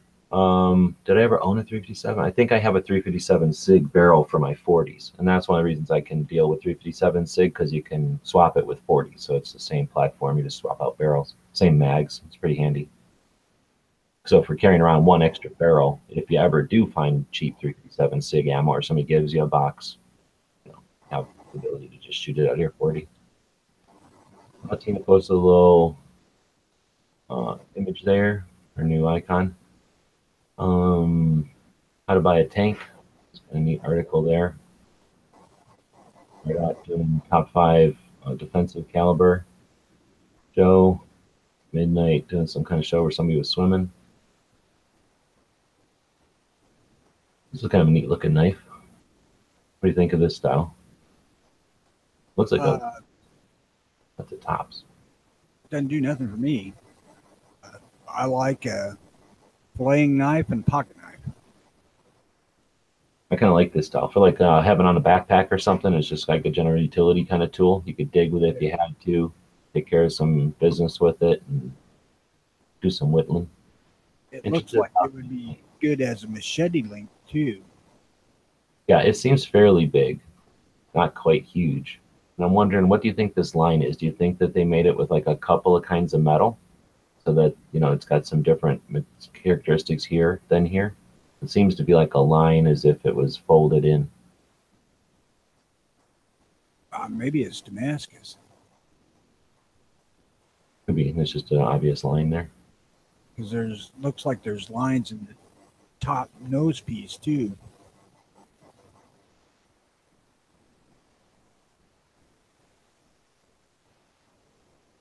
Close the damn window. I ain't a big knife guy, to be honest with you. I have those Rapala fillet knives here. So, but like that balsa wood handle or something like that floating wood kind of handle. Yeah, I Really? got one of the what the hell is it? 7 or 8 inch jobbies for the wife, and 4 inch for me to carry while I'm hunting. And I have a buck pocket knife, and I have a few other pocket knives here that are father-in-law's old one. They gave to me when he passed away. But I'm just not a big knife guy. I've always liked them. I've had a big collection since I was a kid, just because they're neat. You know, they're kind of like little machines. You know, different operations, different locks and stuff. Of course, when you get into the blade materials and stuff and the blade shapes, it can be neat. Depends, I guess, on how you use them too. If they're just a tool, I guess, then you buy one, you buy another one. I've had them like that when I was working and stuff. You know, just functionality was the key. But when I'm whittling with them, that's where I end up going through a lot of different blades, just because you like to have, just like brushes or something. You like to have a couple of different options, and having a few, if you're whittling, allows you not to have to sharpen every 5 minutes. You can sharpen them all up, whittle for a while, and just keep going through knives until they're all dull, and then sharpen. So sometimes it's worthwhile having a pile of them, but sort of the same boat. I don't have that much fascination with them so much anymore, so I am going to be selling a bunch of them over on the 24/7 Gun Show. I do have a folding knife that's got a dragon on the outside of it. Looks like it's a case hardened, but it may be imitation. Kind of a stiletto blade, only it's like 1.25 inches wide. I sharpened both sides of it, made it dangerous as hell to use, but it's in one of my gun bags because you might need a knife sometime. But that was before I started carrying pocket knife all the time. I'm still trying to adjust to that because the knife I got's a little bigger than I like.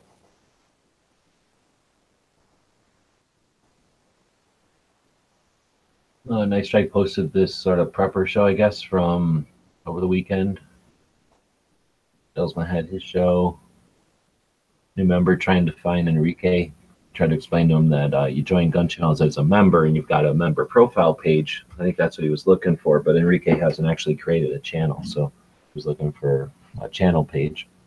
And that spurred me to make a couple of videos, so I made a couple of videos to sort of walk people through the new layout and how Gun Channels works and stuff. I'll be posting those the next couple of weeks. Travis did a thing about a bug out bag for the weather issues they got up in Nebraska. More live chats, a song about Last Red Dawn. Russ posted these old catalogs in the Shooter's Bible that he's going to post on 24/7 Gun Show. If you like looking at olden articles and ads, I kind of dig looking at the old ads even. I mean, I like articles sometimes, but the ads blow me away. I want that old Shooter's Bible. Yeah, over Gun Show or 24/7 Gun Show. Well, I have to have money first. Well, no, it's all about buy, sell, trade. So maybe you could just figure out something and send some stuff back and forth. Well, hopefully I got a couple weeks because I get paid 2 weeks from today or 2 weeks from yesterday. Bunch of kinds of gear. I think actually I talked about some of this. I did a show. I missed you one morning. I got up too late and you were having internet issues. So I think I did a half-an-hour show because I remember talking about some of these. So I'll refer to those. But yeah, everybody who's participating over on Gun Channels, post stuff on the main page. I'd like to take a second and look back at that and say thanks to everybody who's contributing, and then encourage you to check it out. There's lots of neat stuff getting posted over there. You can post stuff on the main page, or you can post it on like your profile page or your channel, and it'll still show up over here. Now, for those of you who are interested in that guy's, what do you call it, a plow shelter? That like tarp that has just one pole. Yeah. Yeah. Before that, many years before that, they used to do a thing called a diamond fly. And that took no pull, but it's the same idea as what the dude got there. And you could take. You need a tree or something, right? Hmm? Don't you need a tree or something? Yeah, you have to have trees to tie it up to.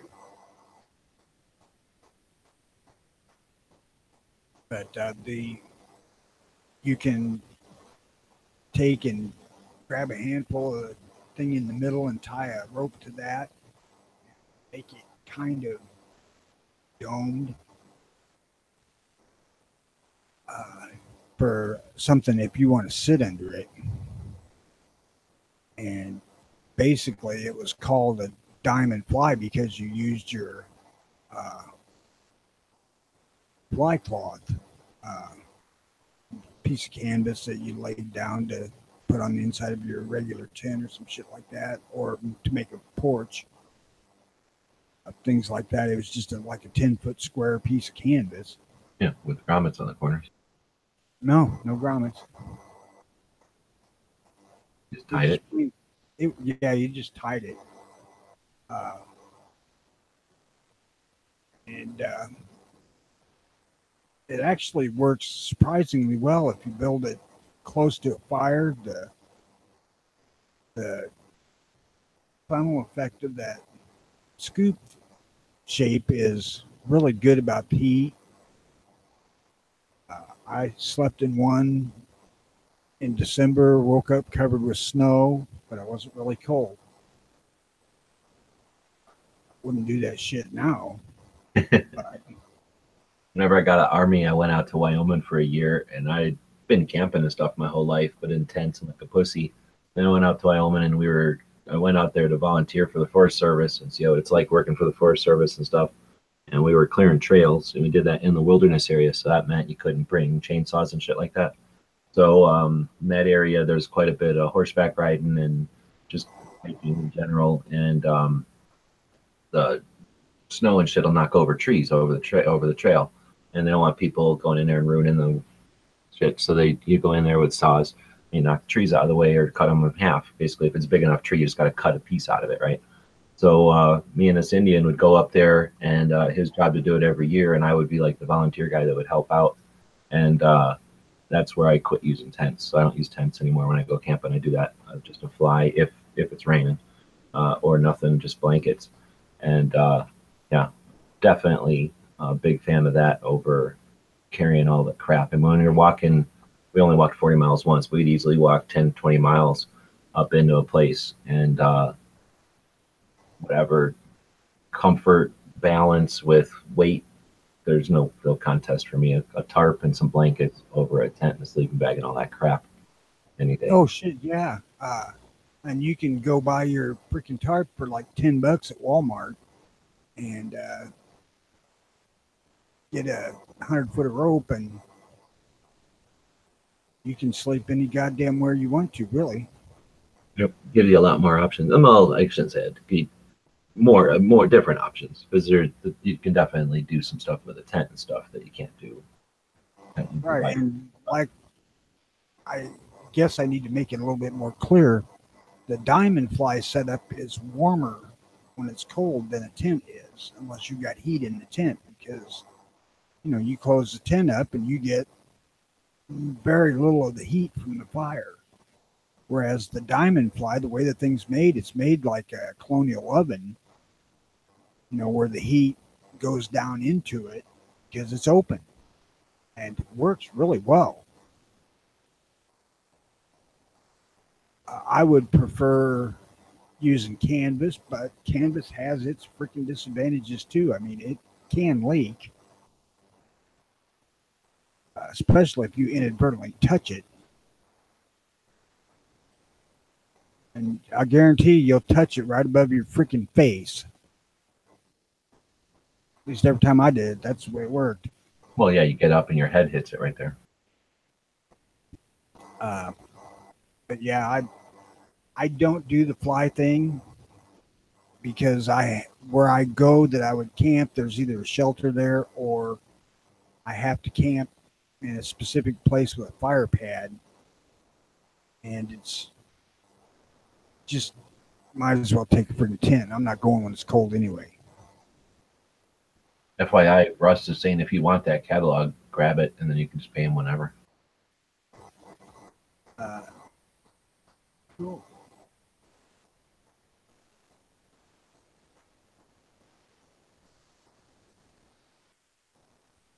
I also want to How to say freaking about using the tent for the skeeters, and that's the thing I forget about out here. We get them well, you see that.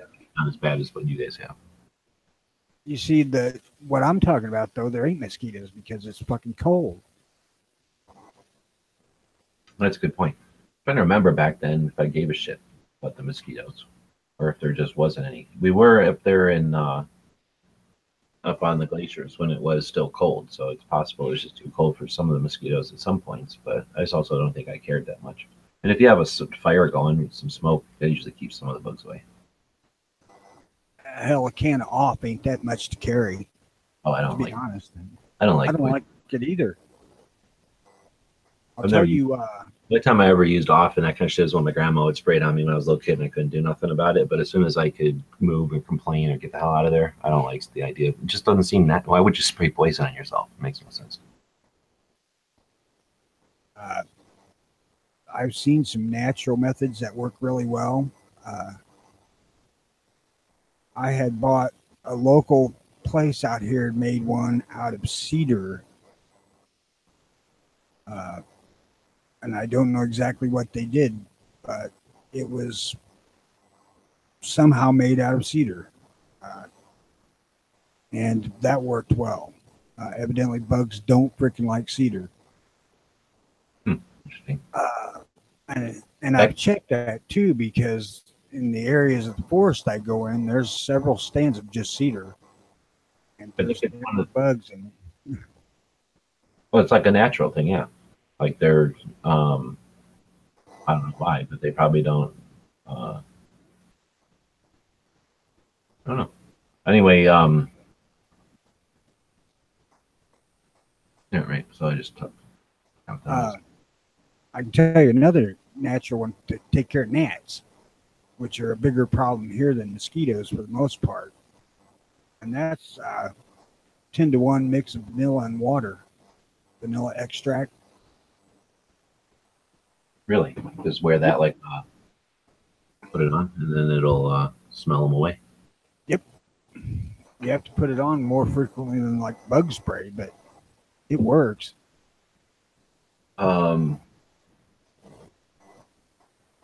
Oh, so one of the things that I think worked for me was sort of the if you, as long as you don't have to run faster than the bear, you just got to run faster than that guy standing next to you, kind of thing.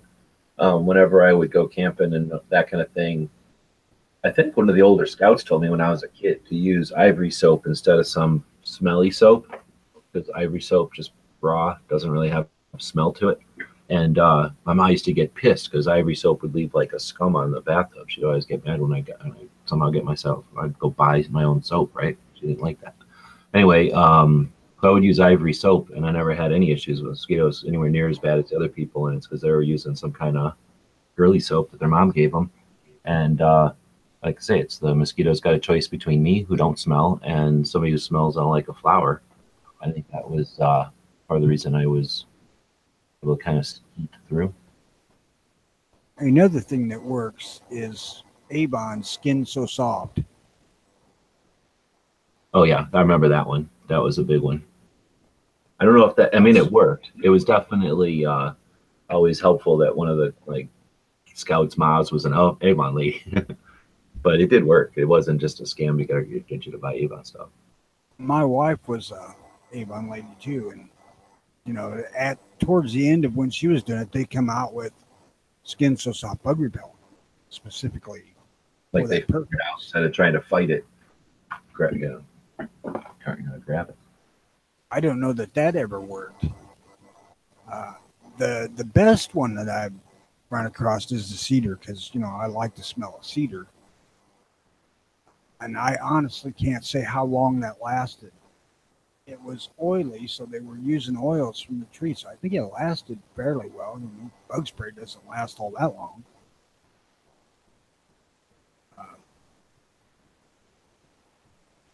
And I really, you know, don't care for spraying my freaking head with bug spray either.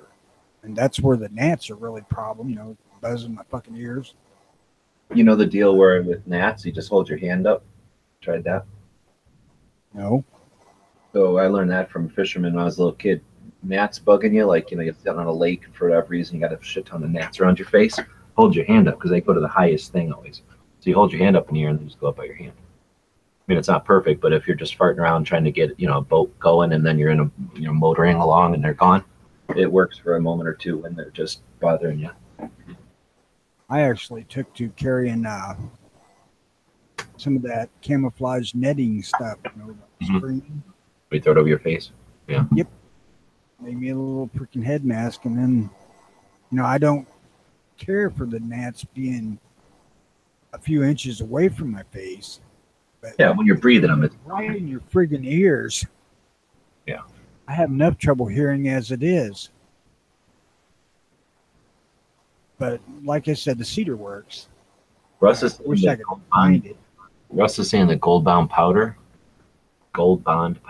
just powder yourself. The bugs hate it. Never tried that. I haven't heard that one. But that's smelly. And then Jelsma was over there saying the male mosquitoes are attracted to the flowers, and the girl mosquitoes follow the males around. So I guess it's the girls that bite you. Yeah, because they got the eggs. So yeah. You ever do the thing when there's one biting you and you can catch it, and then you pinch? No, you pull apart, and then it pinches their nose in there, and they fill up with blood and explode. No. And we thought that was the coolest shit ever. We'd sit around waiting to get bit so we could do that. It works best when you're a little kid because I haven't been able to do it so much when I'm older. I was going to say, you strike me as kind of weird there, buddy. Oh, come on, you kidding me? Yeah, when we're sitting around getting bit by mosquitoes and we're getting bored, waiting for other kid to use the boat or some shit, and you're just bored and you're getting bit anyway. And then, somebody figures out, hey, basically, you're getting bit on your wrist or something. And you put your fingers in and you pull apart your fingers, stretch your skin. I think that's how you did it. And then that would kind of pinch their nose in there and they couldn't stop. Yeah, the ultimate revenge. What do you care? You're donating a little blood in, then you blow up on you. When I was waiting for a boat, I would get in the freaking water. Oh, swim around? Oh, that wasn't. Sometimes it was, though. And we definitely do that. But yeah, I'm talking like merit badges or something where there'd be like one rowboat and somebody's got to go out there and do their thing and everybody else has to wait for them to do their thing kind of thing. But boats are not big here. I mean, for me, I've had a couple. I had a 14-foot John boat with a small outboard motor, I believe 5 or 7.5 horse motor. No ski boat by any stretch. And me and the wife and the kids and the bloodhound run up and down the Kaskaskia River in that thing. Spent a lot of time on Kincaid Lake, which is one of the most beautiful spots in Illinois, I might add. And when we got up here, the kids were getting older and they were starting to run. They didn't really want to go to lakes all the time. We got rid of the boat, and then I bought a ski boat. And I realized that son of a bitch cost about $2 every 2 minutes. Yeah. And if you fill it up with gas at the river, you can just double that. Do they use fancy gas or it's just the convenience of having it right there? It's just the convenience to have it there at a dock. I bought a boat one time, like a real boat, and it was, what the hell was it? It wasn't really a bass boat, it was just a boat, but it had like a floor and like a steering wheel and everything. But I don't know what the hell you call it. It wasn't a bass boat because it wasn't all fancy like a bass boat. It's like a little skinny boat. It was bigger. It could probably hold like 8 people. And it had a trailer and everything. I bought it off this guy thinking I was going to be an expert fisherman in it, and it almost killed my little V6 truck getting it out there. And then I didn't. He gave it to me to go test it out for the weekend or whatever. And I go out there. I'm driving all around this lake, and then it started to die. And then we couldn't get it to work anymore. We figured out, okay, boat's broke or whatever. We get it back. We try to pull it up off the water into the thing with my little truck. It almost died. Pulling it out of the water. Figured out that the drain hole was never closed. So we've been driving it around, filling with water. When I pulled it out of the water, it probably weighed like 1,000 times more. So we had to sit there letting it drain for like 2 hours, and almost killed my truck just driving it home from that lake. So I took it back to the guy and I'm like, nope, I'm not buying the boat. My boat, the ski boat, was the actual 21-foot cabin cruiser, or cuddy cabin they call it. Oh, damn. 305 Chevy motor, and that son bitch got a half mile to gallon. I mean, I couldn't afford it. I absolutely could not afford running that damn boat. I could run that other boat with a little motor on it all damn day long on a couple gallons of gas. But, you know, it took you all day to get anywhere, which was fine. Well, it depends on how big your lakes are too, I suppose. Right, yeah. We were...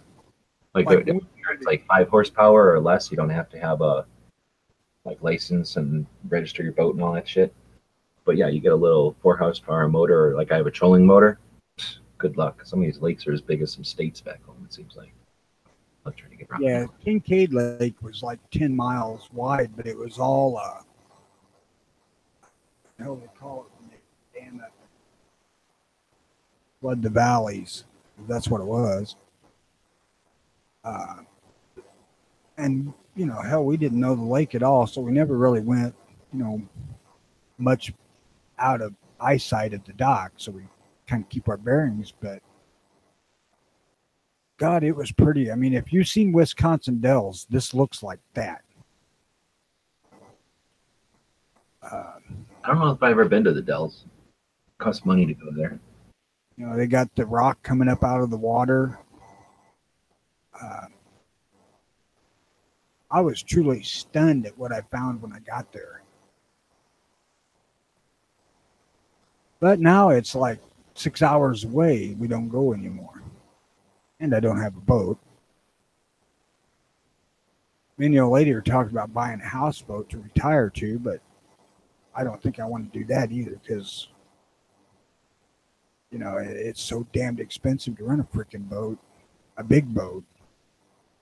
Wouldn't mind getting a pontoon boat, though. Yeah, I like pontoon boats a lot. I don't particularly care to run the rivers anyway, but if I had a big enough pontoon boat, I would run up and down the Mississippi. I think I'd try it once anyway.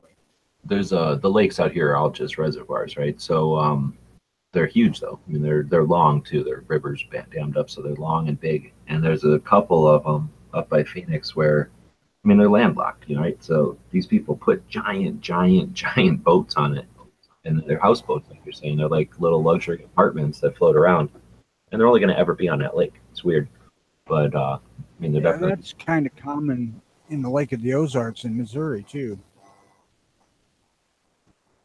Well, at least there you could figure if you really wanted to, you could drag it a couple of hours and be on a river and go somewhere, come back, drag it a couple hours. You really don't do that out here. It's gonna move it from one lake to the other, but it's gonna be on one of these lakes unless you move out of the state. I think the Lake of the Ozarks is probably long enough you could spend days just going across it. Yeah, just driving up and down it. Travis is saying he thinks the boats probably run best on the non-ethyl gas. And he says up there he thinks some of the Moranas do the non-ethyl type of gas. Any boats that have been made in the past probably 10 years should be all right on ethanol.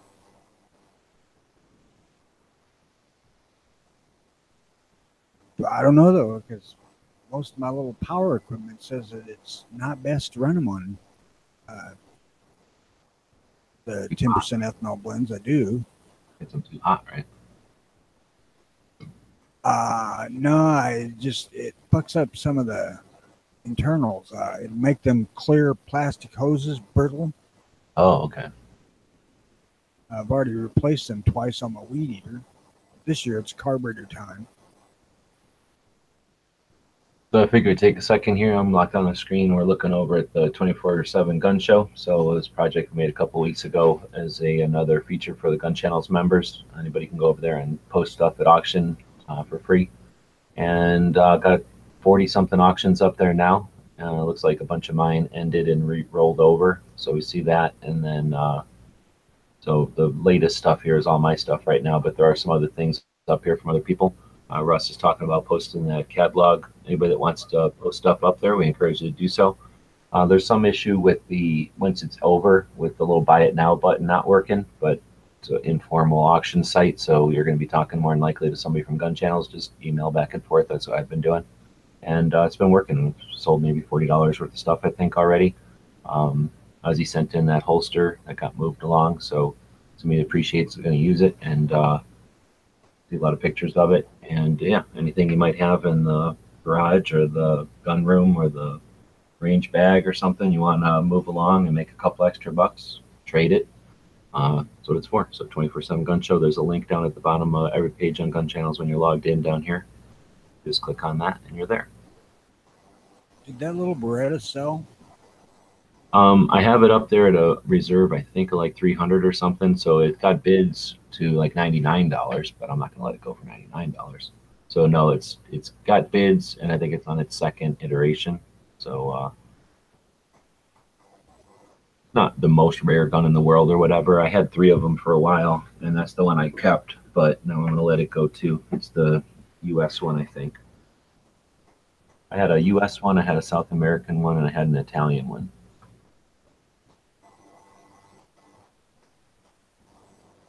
But it's a 22 short, so gotta be a connoisseur of the tiny gun to even want something like that. Well, I do have several thousand rounds of shorts here. Oh, well. At least 1,000. What I really like about the Minks and the little Berettas is that if you're older and you want something that's a defensive type of firearm and you've got issues with the manipulation of a little tiny gun like that, they have that pop-up barrel. So you can use your thumb, you can pop the barrel up, put 1 bullet in it, load the magazine, insert the magazine, and you're good to go. It's a single action, so you have to cock the hammer and shoot it. So it's not the best little gun in the world, but for the time it was adequate, and it is neat, and it's just fun to shoot. I just like the idea that they made one specifically in 22 short for no reason. Just cool. Yeah, that's cool to me too. I mean, it should be a 25. I mean, there's no point to actually be a little gun, that type of gun. It should be an effective caliber, and 22 short's like the least effective caliber. But it's sort of like an homage. It's the oldest firearms manufacturer, a company that's more than 500 years old, making a firearm in a fairly popular model that is the oldest cartridge. So kind of neat. And it's just fun to play with. It's just fun to play with a little tiny Beretta. I mean, as dumb as Berettas are, they are neat, and just a little tiny one is just fun to have. I've got Remington Golden Bullets here in shorts that are like 1,070 foot per second muzzle velocity.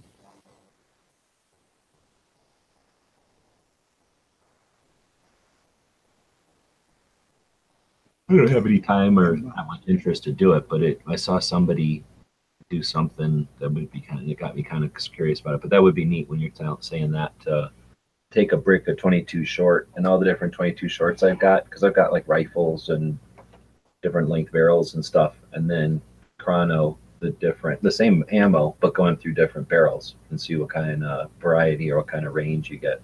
Just as a interesting thing, it might be neat. Well, if you look at like load data from people, which I was just doing this morning on handgun loads, it's kind of surprising how little difference there is between like 4-inch barrel and 8-inch. You know, it's not as much as I would have expected until you start getting into the slow burning Magnum stuff. And then it's still not as much as I would expect.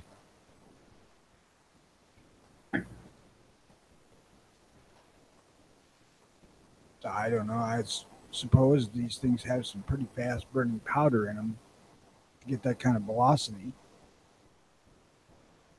Oh, since we're kind of talking reloading, I do have a bunch of die sets over there too. Russ is about to steal them from me. I don't even know if I put reserves on them, but he's about to steal them from me for like $10 a set. So if you're looking, I have a 380 set, a 45 ACP. I already sold the 44. So there's did I already say 380, 9mm, and 40. So 40, 45, 9, and 380 are all up there, little die sets. The 380's rough. I got it cheap, and I got it up there cheap. It's got some rust on it. The insides are good, but the outside's a little rusty. But it's a 380, so I didn't ever really load it. I just bought it to kind of have it in the pile. But if anybody's interested, those are all the green RCBS die sets, and they have shell holders with them. And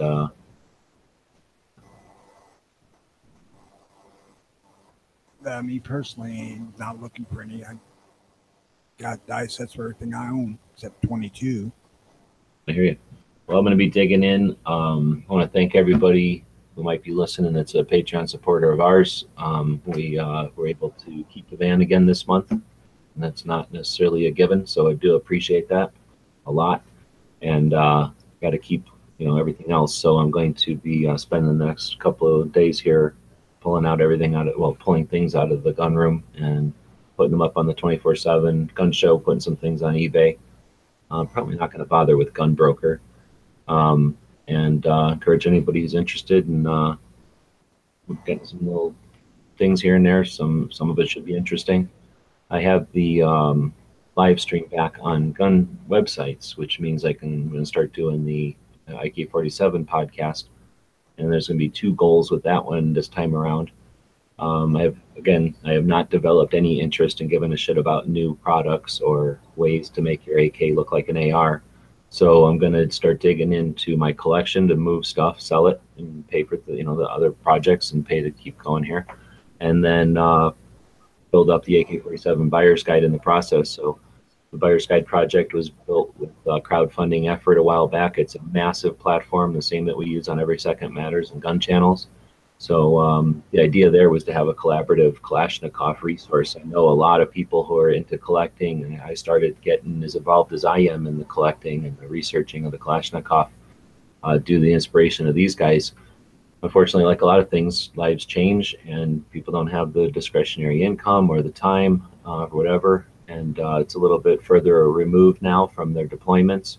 So the guys that I'm kind of grew up with as collectors are not necessarily in the game. And if they are, they've never really been those to get in the limelight. If someone knew them personally and had a specific question, they would pull something out of a collection for use in an article or do something like that. But they've never been the people to seek out interviews or anything like that. So it's been a little frustrating. None of them, when I've been on tours and stuff, have wanted to have cameras on in the rooms that they own, right? So didn't work out the way I had originally hoped, but that doesn't mean that it won't continue to evolve. It's a useful platform, and we'll be developing it with the podcast. And as I go through my collections and sell it off to fund the projects, hopefully that'll encourage people to come over and chat about the stuff that I'm moving. So it'll be some canvas stuff and mostly collectibles. And then I'm going to feature books from the library. I'm not selling those, so we'll be digging into the library. Dead Horse had me pretty inspired the way that he went through with the AR, and hopefully I can find some people to collaborate on that, because I'm trying to look for more work to do, but I do want to continue that AK project. And one of those things that I've selling bayonets once in a while, set some of that funds aside to take time to do that. So the first one is today, this afternoon, so we'll be working on that later. And again, stay tuned on the 24/7 Gun Show for all kinds of stuff to be coming up from the AK collections, as well as just other stuff I'm not using anymore. Cool, man. And nothing really happening on the YouTube side anymore. The gun channel side has gone dead. So I'm thinking, got anything else? Not particularly. Well, we do appreciate the people that signed in and watched this morning. Tony, thanks for doing this. Sorry to kind of miss you the last couple of days. It's been stuff on both our sides, but we got together today. Should be here tomorrow, and I almost got it. I had to do some stuff, but I almost got it to where I flipped my schedule around. I'm going to do my best to go take a nap or something in the afternoon today, so that I can get that last couple of hours. My problem is I try to stay up, and like an hour before we would start the show, even if we start the show early, is when I think I'll lay down just for a bit to rest my eyes, and that's the worst thing I could do, because then I sleep right through the whole thing, and messes up my It's all good. Well, it's messing up my plan because really at about 2 in the afternoon here, it's horrible. I don't have a cooler. I don't have an air conditioner. So for me, I'm trying to work with the world instead of against it. And I don't have the money to fight the heat. So I'm going to try to do all my works in the evenings. So like I say, I'm pretty close to getting back on that schedule. It's a little weird to flip over, but I'll be here. So if you've got the time, I've got the internets, and we'll continue to do the early watch every morning. The Early Watch Nation is out there, and I haven't talked to Jimmy since that Sunday Memorial Day, and No, I have not. haven't either. So we'll continue to keep the place warm for him. The Early Watch Nation effort, if you want to keep doing that. Tony's email address is earlywatchil@gmail.com. That's Early Watch, the abbreviation for the state of Illinois, all lowercase, at gmail.com. And at this point, I will respond to all emails. If it gets to where I can't, that may change. But so far, if nothing else, I'll say thank you. right on. And I can say I don't know where the Early Watch Nation thing is. I'll offer myself as a resource if anybody needs anything. But I understand that it's a standalone thing. So, like I say, we'll keep the place warm. And whenever Jimmy's got the time to put back into it, it'll be here waiting for him. Thanks everybody who's using gun channels. And thanks everybody who shows up on our YouTube channel over there, gives us some thumbs, lets us know we're talking to human beings. And that's what it's all about. Yes. And everybody have a good day. Oh, you got to say something else. I didn't have any music queued up. Everybody have another good day. Work. As long as we don't got a commercial, we're good. Oh, we have a commercial. I actually want to get back into reading here too, because I still got a couple of books I've saved to read.